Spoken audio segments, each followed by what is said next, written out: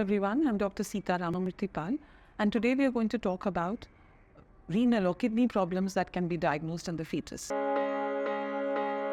Kidney is a developing structure with the ureter and bladder, and the entire urinary system can be seen from around 10 weeks of the fetus.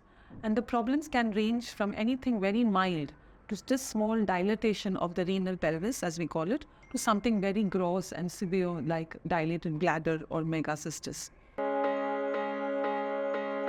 Now, renal pelvis dilatation usually occurs due to some obstruction of the passage of urine from the kidney to the ureter and the bladder.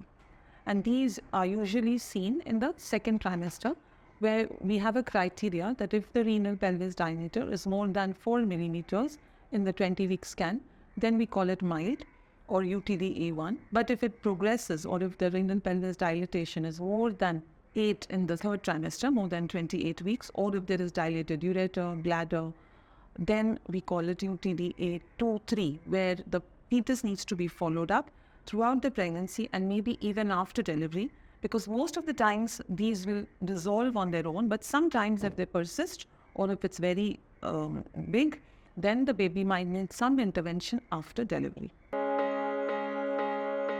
The other bit is a dilated bladder, which is a more serious problem because the obstruction is where the urine is coming out of the urethra.